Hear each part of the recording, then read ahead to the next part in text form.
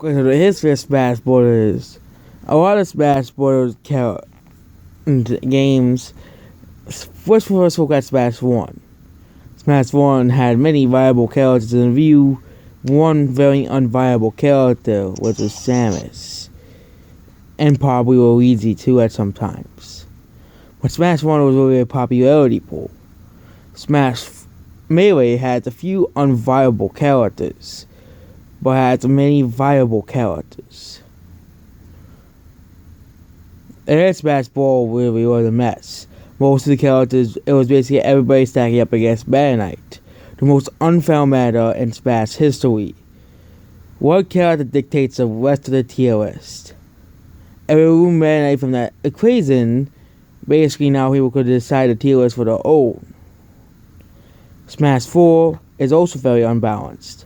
There are many, there are around 10 to 15 characters that are just completely not played at all, compared to the top 15 characters. Now we go to Smash Ultimate.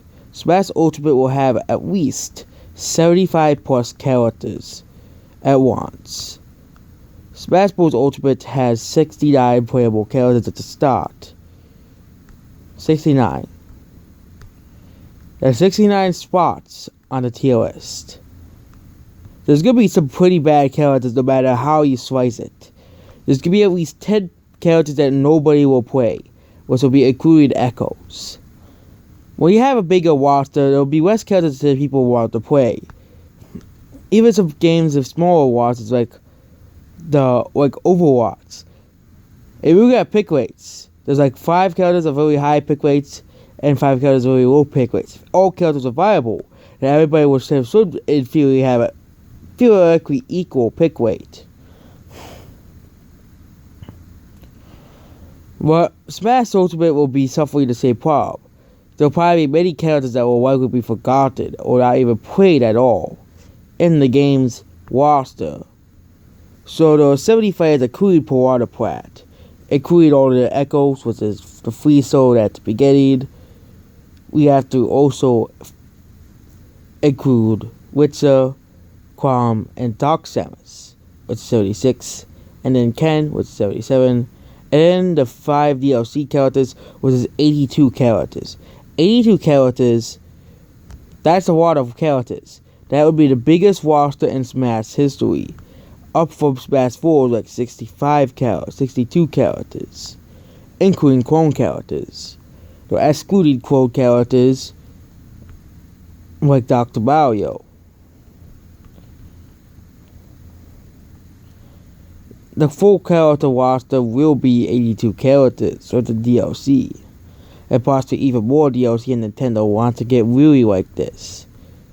Most playable characters in Smash Bros. History. This is also including Piranha Plant as well, as Piranha Plant is also a playable character in Smash Ultimate.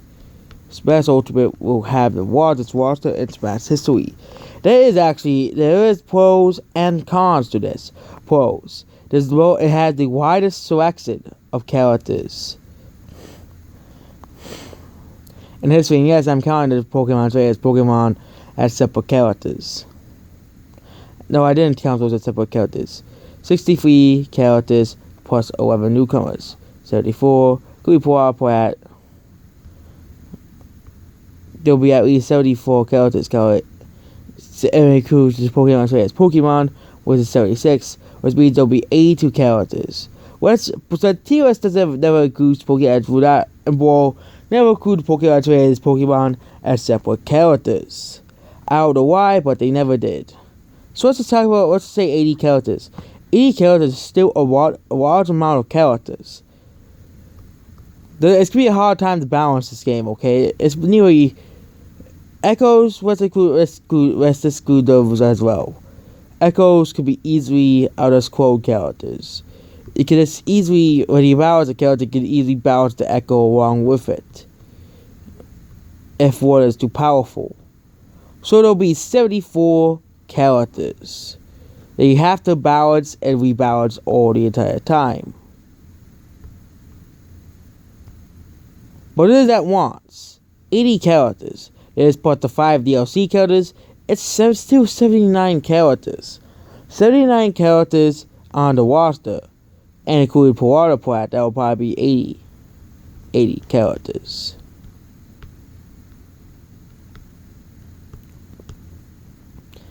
And the newcomers are including the Echoes.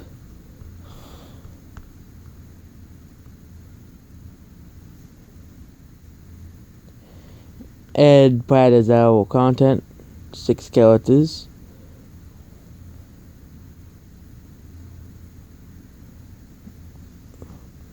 Oh, it is including Echoes, the count they used.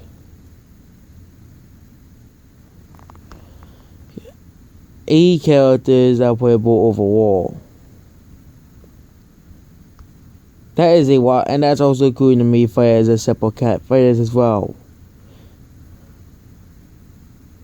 But we exclude Daisy with the Dark Samus, Crom, and Ken, and Dark Pit, and Lucina.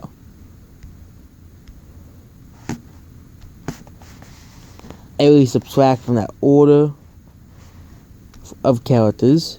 78 for Dark Pit and Lucina, 77 for the Waste of Space Daisy, 76 for the Free, and one more, we have around 74 characters. The Smash Ultimate will be impossible to balance, as I said earlier. The sheer amount of characters is going to be attached, was attached to the developer at its own. The reason why we got less newcomers is that Sakurai and his team had to code 63 already existing characters and had to balance them to the new game mechanics and the new game itself.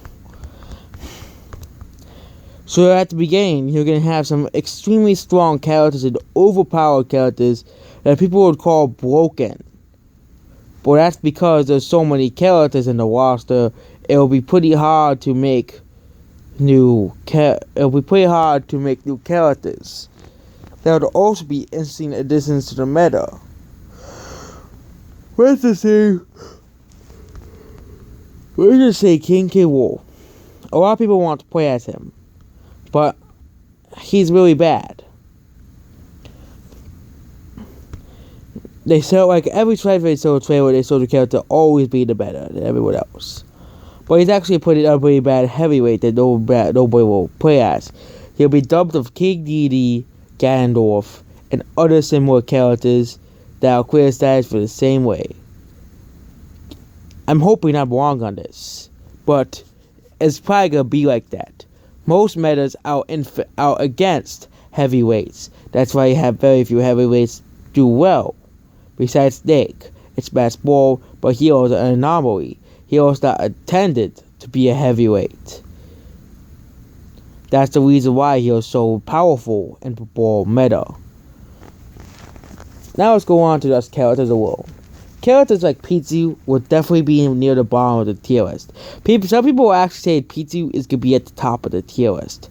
Pichu will never, unless you remove Pichu's one weakness. Buying him for being that higher on the tier list, Pichu will be near the bottom.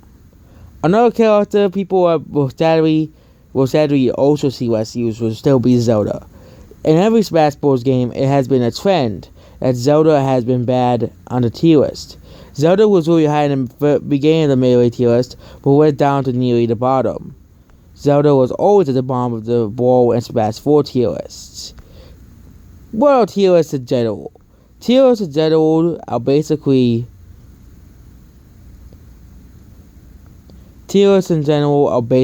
popularity contests.